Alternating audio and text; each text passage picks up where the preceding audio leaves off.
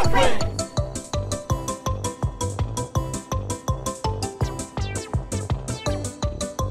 Brought to you by Math with Sir Lester.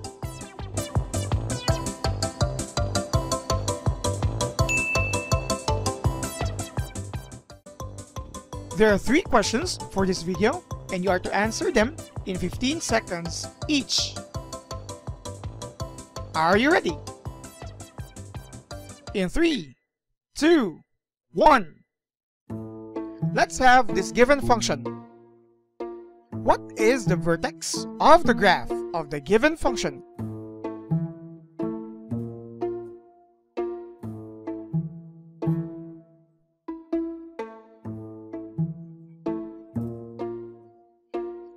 The vertex is at 1 and -1. Next question. The concavity or the opening of the graph opens in which direction?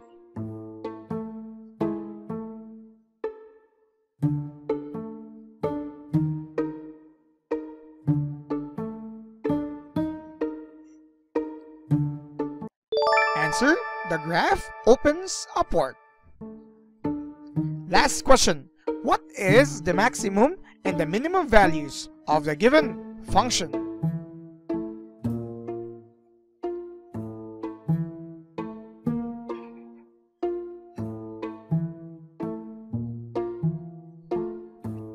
The answers are: the maximum is infinity and the minimum is -1. Did you get 3/3? If not, please continue viewing this video. Let's try to come up with the connections between the 3 answers given earlier. We have this quadratic function, f of x is equal to x squared minus 2x, and we were asked about the vertex, the concavity, and the maximum and minimum values of the given function. They are interrelated in a sense that, especially the third question about maximum and minimum values, we can actually draw conclusions as to what are the values even without other computations and just by the concept of the vertex and the concavity. So let's start digging with the processes of identifying the vertex and then the concavity before the maximum and minimum values. We could start by using the correct coefficients of this given function. The quadratic function here is also structured the same way as quadratic equation. Hence, we also have a, b, and c coefficients. The a coefficient is the coefficient of your x squared. Since it's x squared here, so automatically it has 1. The b coefficient is the coefficient of your x. Since we have here minus 2x, it's -2. Please don't forget the inclusion of a negative sign, since the operation before the term becomes the sign of the coefficient.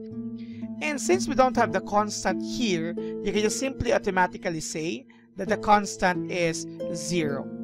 These 3 coefficients, without even the use of other methods, can help us identify the vertex of this given quadratic function. The vertex is a point in the graph where we could see the changing of direction. By the way, the graph of a quadratic function just like this, it's called a parabolic graph. Okay, so a parabolic graph could have 2 different movements, like from increasing to decreasing and decreasing to increasing, and the point where that movement changes is called the vertex. The vertex here is given as this formula. The vertex again is a point, therefore it should be with x and y coordinates. Its x coordinate can be solved by -b over 2a using your a and b coefficients here. Your y coordinate can be solved with this manner: 4ac minus b squared over 4a, using the a, b, and c coefficients of the same quadratic function. But you don't need to worry about memorizing this, because in a sense, once you will get the value of x for your vertex with this formula -b over 2a, simply substitute that x on our function, and even without this, you can automatically get the y coordinate of our vertex. So let's start with our x coordinate of the vertex, which is again negative b over 2a. So our b is negative 2. Please do not forget that in the formula, it already has a negative there. So negative of negative 2, which again would have double negative property, will have it positive. But on our denominator, that's 2 times 1. So our x here, again, double negative property, that's positive 2 over 2. So our x is 1. This value of x, as mentioned, will be substituted to our function to solve for its pair, the y coordinate of the vertex. Now, our function is x squared minus 2x. So if you have f of 1, meaning instead of x's, you change all x into 1. So you have here 2 times 1. We'll have here 1 squared being 1 minus 2. So our f of 1, which again corresponds to the y coordinate of our vertex, is equal to negative 1. In short, our vertex, which is also known as the point of inflection, is at 1 and negative 1. This should be the point in our Cartesian plane where we could see the changing of the movement of our parabolic graph. As mentioned, on our Cartesian plane, let's have this representation. Of course, we know this as y-axis and x-axis. Now, our graph could have two possible concavity or opening. It could be either opening upward just like this, where our point of inflection of the vertex is here. We could see that from left to right, it is going down or it decreases. But once it reaches our vertex, it will go up. Again, that is the purpose of the vertex. Or we could also have this graph where the vertex is here. This is opening downward.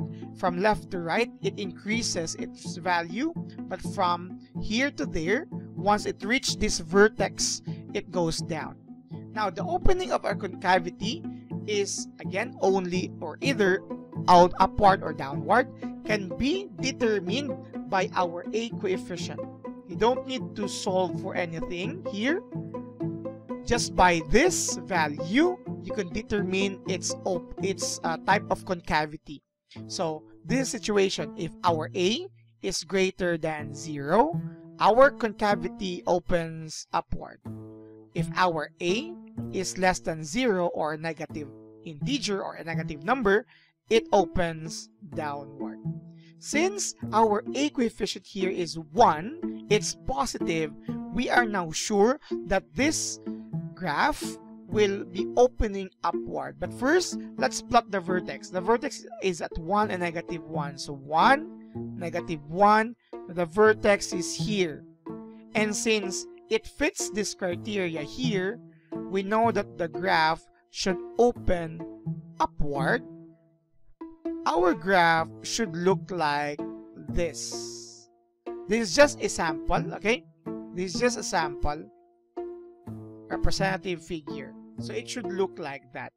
By the way, if you are asked to graph a quadratic function, you need at least 5 points where the vertex is at the middlemost. You need 5 of them so that you could see the parabolic graph. In this sense, let us have this portion of the graph. It opens upward. When you say upward, this is still extending. Since you could have other values for x here that you could plot on our function as well as here, the graph should open upward because of this.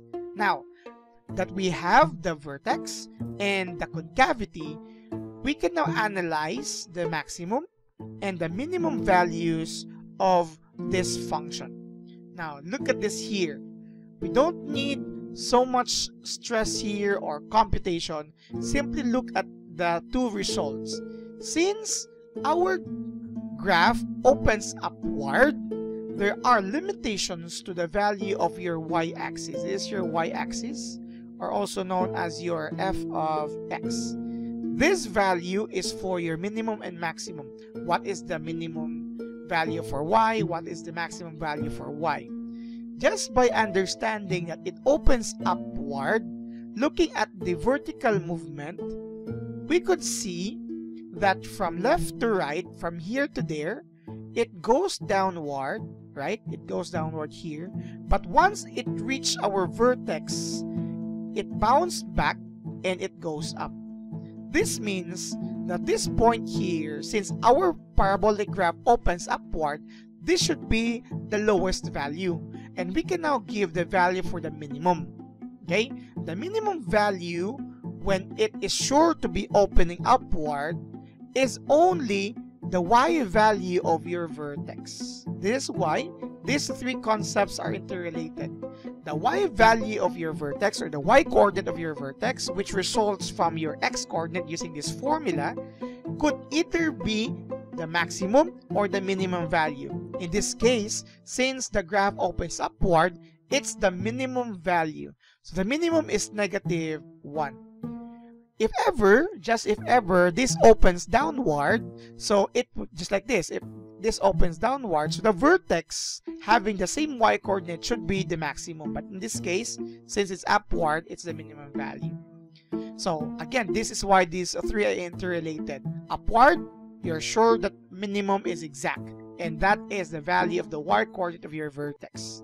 Now, how about maximum? Take note that as from here to there, it bounced back and it goes up again. But these two regions here are keep on increasing, as you will again have multiple values for x there. As it keeps on increasing, it might reach infinite value. Hence, if our graph is opening upward, the maximum value is positive infinity.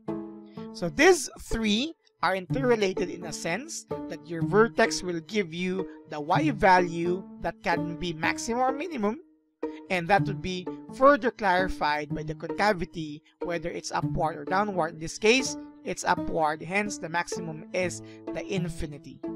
So we use this using the same coefficients solved earlier, and this is for QuadQuiz. Subscribe now.